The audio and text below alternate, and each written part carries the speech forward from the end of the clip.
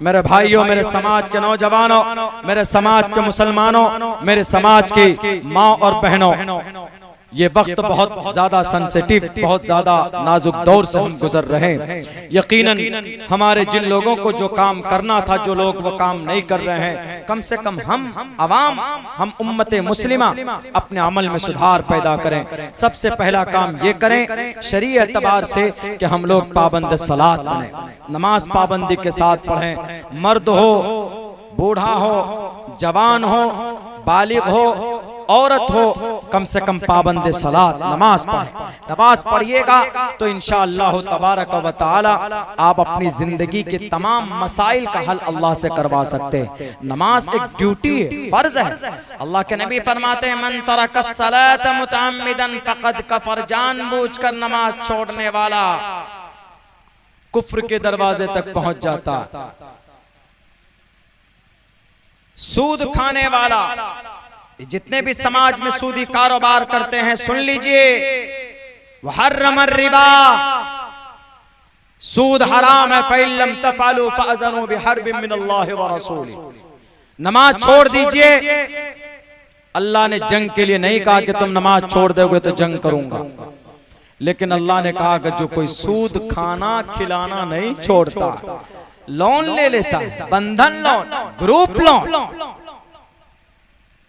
जायज नहीं, हराम नहीं, हराम है ये, कतन हराम। अल्लाह के नबी फरमाते हैं कि अगर तुम्हारे घर में चौखट है, चौखट बेचकर तुम अपनी जरूरत पूरी कर सकते हो तो करो, लेकिन सूद मत खाना। सूद खाते हैं, हराम रिस्क बच्चे के हलक में डालते हैं। तो अब बताइए, सारे बुरे काम हम मुसलमान करें, जाहिर सी बात है तो फिर ये जालिम लोग हम पर हावी होंगे। और कोई भी जालिम, मुहद्दिसीन ये बात पेश करते हैं कि जब उम्मते मुस्लिमा का गुनाह बढ़ जाता है तो जालिम बादशाह मुसल्लत किए जाते हैं, सिर्फ ये कहने के लिए, ये याद दिलाने के लिए कि तुम्हारा गुनाह हद से ज्यादा हो चुका है। क्या हम मुसलमान सिर्फ गोश्त खाने के लिए रह गए? क्या हम मुसलमान सिर्फ मटन, गाय का गोश्त, भैंस का गोश्त, चिकन और मटन के नाम से जाने जाते हैं? अब डिबेट हो रही बाज़ाब्ता। एक मुफ्ती साहब को बुलाकर आज हमने देखा, उनसे पूछ रहा है कि मौलाना आपके नबी ने कौन सा गोश्त, ये कौन से जानवर का गोश्त पसंद फरमाया है और कहाँ का गोश्त आपको पसंद है? बताइए, कोई बात है? यानी अगर ऊंट का गोश्त आप पसंद फरमाते थे तो ऊंट का गोश्त कहाँ का पसंद फरमाते थे? ये कोई सवाल है? ये मीडिया वाला पागल हो गए। उनको सवाल ये करना था कि 4 नौजवान को क्यों मारा। उनको सवाल ये करना चाहिए था कि इस देश के अंदर हिंदू मुसलमानों के बीच में नफरत की दीवार क्यों खड़ी की गई। उनको सवाल ये करना चाहिए था कि हमारा देश तरक्की के मामलों में पीछे क्यों है।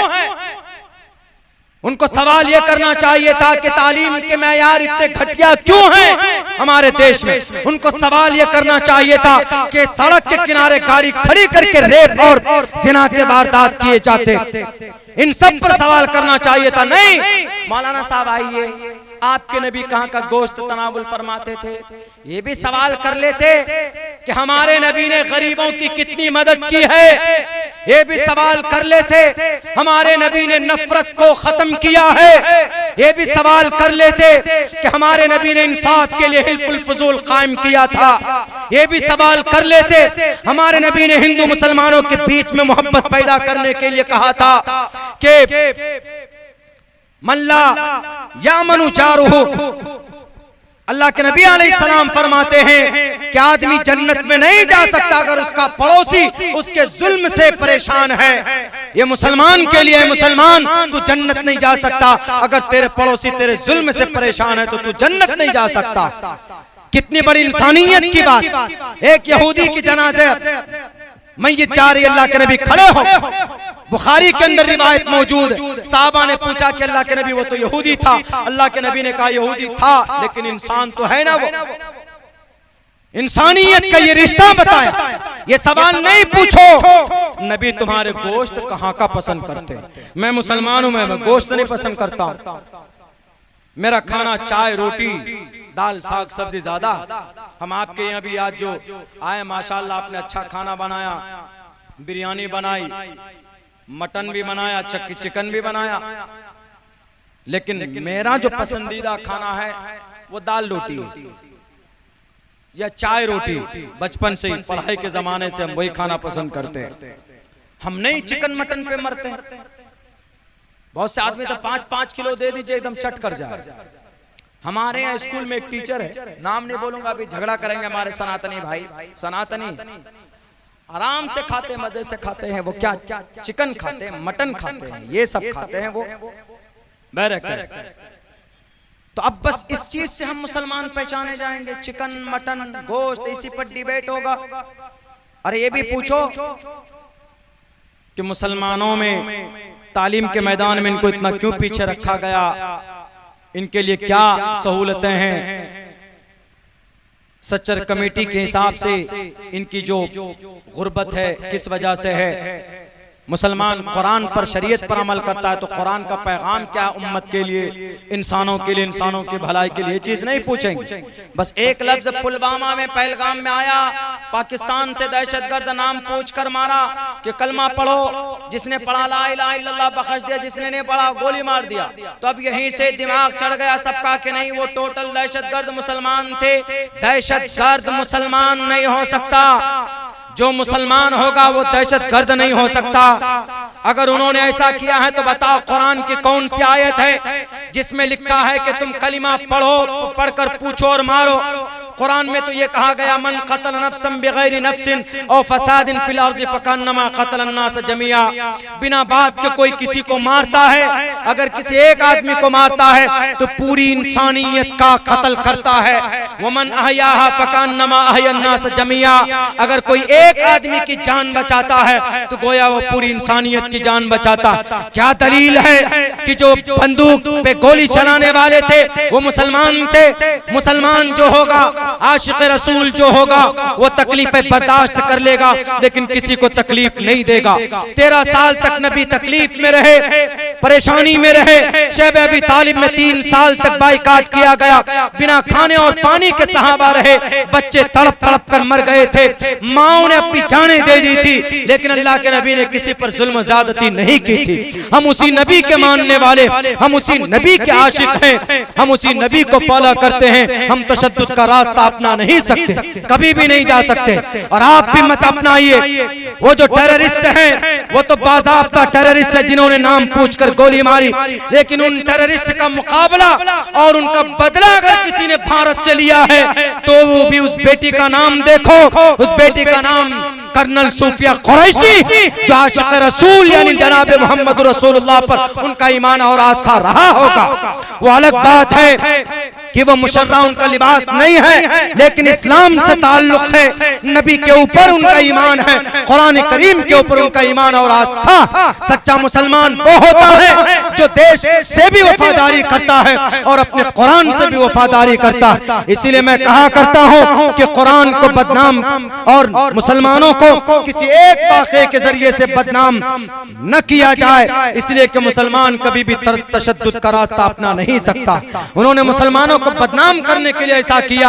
हम तो खुले लफ्जों में कहते हैं, अगर कोई मुसलमान, अगर अब्दुल्ला सालिम भी किसी एक आदमी का मर्डर करता, मैं फिर इस्लाम से मेरा कोई ताल्लुक नहीं, इसलिए कि इस्लाम मुसलमान उसी को बोलते हैं जो कुरान और हदीस को मानता हो। कुरान और हदीस के खिलाफ जो कोई जाएगा, खुदा का फैसला है कि वो मुसलमान नहीं। ला युमिनून हत्ता युहक्किमुका फीमा शजरा बैनहुम। इसीलिए खुदा के वास्ते इन मुसलमानों को टारगेट करना बंद कीजिए। भारत के अंदर हम मुसलमानों को टारगेट किया जाता और हम मुसलमान बुज़दिल की तरफ बैठ जाते हैं। मुसलमानों बुज़दिली की जरूरत नहीं, डरने घबराने की जरूरत नहीं। ईमान मजबूत रखो, अल्लाह की जात पर भरोसा रखो, पाबंदी से नमाज पढ़ो।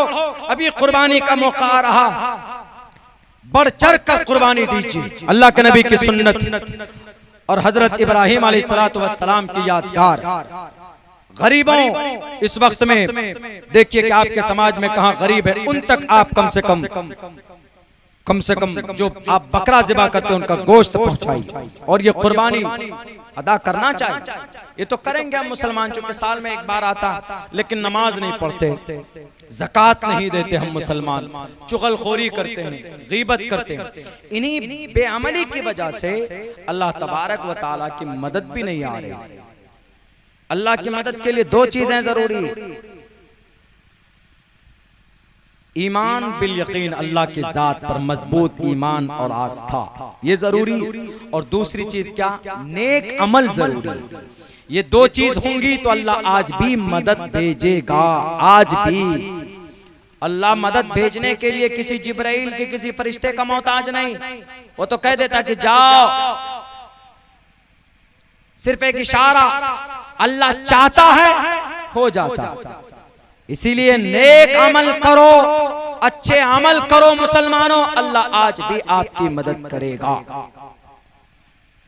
ये जितना भी जुल्म हो रहा, जो बादशाह लोग कर रहे हैं, अल्लाह खुद इनको देख लेगा।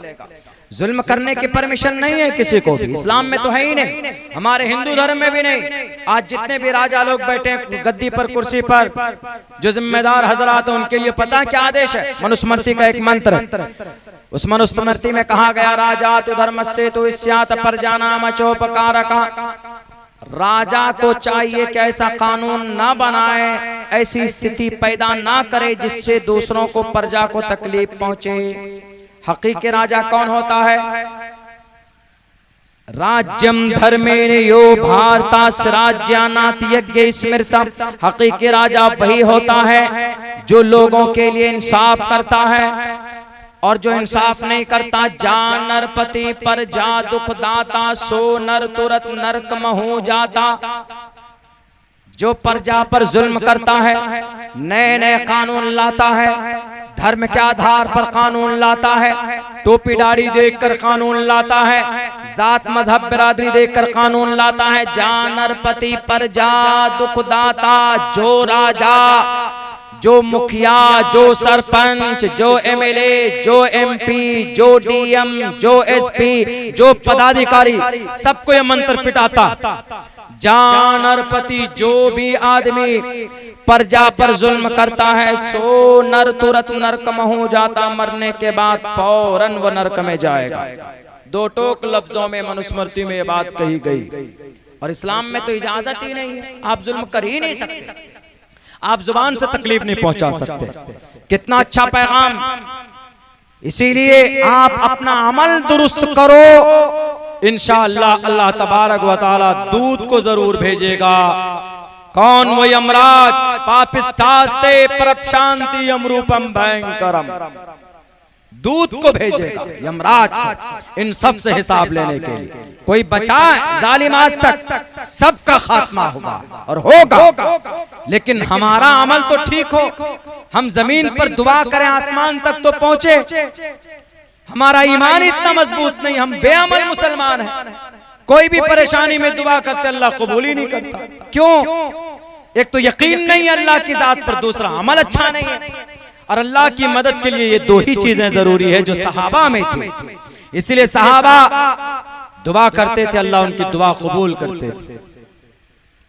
तो इसीलिए मुसलमानों, ये वक्त है, ये जरूरत है हम मुसलमानों के लिए। अल्लाह ने सबसे बेहतरीन शरीयत हमारे बीच में, हम शरीयत से जुड़ने का आपको और हमें मौका अता फरमाया है। इस शरीयत के मुताबिक अगर जिंदगी गुजारेंगे तो इंशाअल्लाह तबारक व तआला हमारी जिंदगी के अंदर बड़ी खुशहाली आएगी, और अल्लाह इन तमाम से खुद ब खुद निमट लेगा। और वो चीज़ ज़रूर अपनाने की कोशिश कीजिए जो बातें मैंने आपके सामने रखी। अगर इस तरह का निज़ाम बनता है, गांव के समाज के लोगों को बैठकर फिक्रमंद होइए, वरना ये रस्मी जलसा करने से कोई फायदा नहीं। कि चलो, अभी कुर्बान भाई बोल रहे थे कि मौलाना हमने मशवरा किया कि अब्दुल्ला साहब को बुलाना है, तो नौजवान तैयार हुए और हमने कहा कि हम मौलाना साहब की जिम्मेदारी लेते हैं। तैयार हो गए, बहुत अच्छी बात, आपने जलसा किया, बहुत अच्छी बात, लेकिन इस जलसे का एक रिजल्ट निकालिए।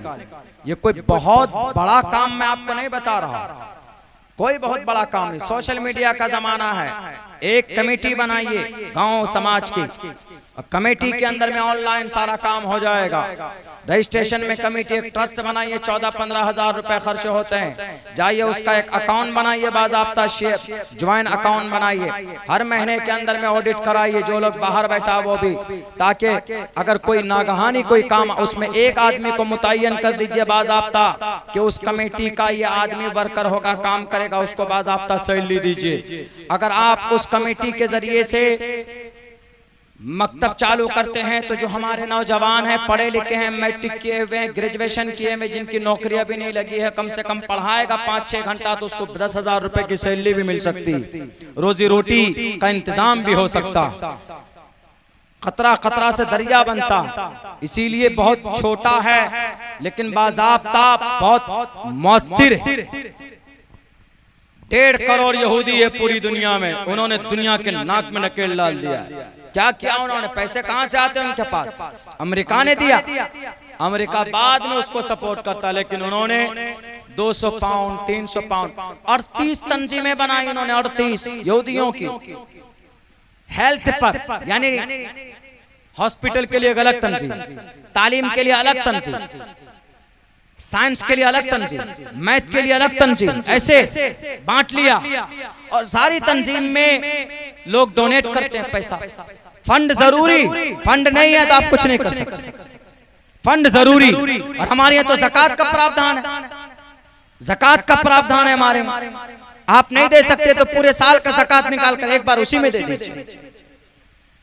और फिर आस पास में अगर कोई इदारा है उसको पैसे की जरूरत पड़ेगी तो आप वहां से मदद भी कर सकते हैं। और ऐसा करने वाले कर रहे हैं, कम से कम 15 से 20 मदरसे ऐसे चालू हो चुके हैं और आराम से चल रहे हैं। यही औरंगाबाद करीब में पटना से उधर इतने बड़े बड़े जंगल निकला। मौलाना लॉकडाउन के बाद कोई निजाम नहीं है, पैसे ही नहीं आ रहे। गांव वालों को जोड़ा, 300 नौजवान थे, उम्र दराज भी थे उनमें कुछ। हमने कहा कि ये 300 मेंबर चलाएंगे। हमने कहा कि ये मदरसा अगर शरीयत इस गांव में जिंदा देखना चाहते हैं तो इस मदरसा को जिंदा रहना होगा। बोला मदरसा चंदा कौन करेगा मौलाना मदरसे का? हमने कहा कि चंदा नहीं होगा, 2 आलिम दीन को बुलाइए, उनको बहाल कीजिए, 10-10 हजार रुपए सैलरी तय कीजिए, चंदा आप लोग देंगे। बोला हम लोग चंदा कहाँ से करेंगे, हम तो फला बिजनेस में, वो जॉब में, वो वहाँ। हमने कहा रे वहीं से देना है।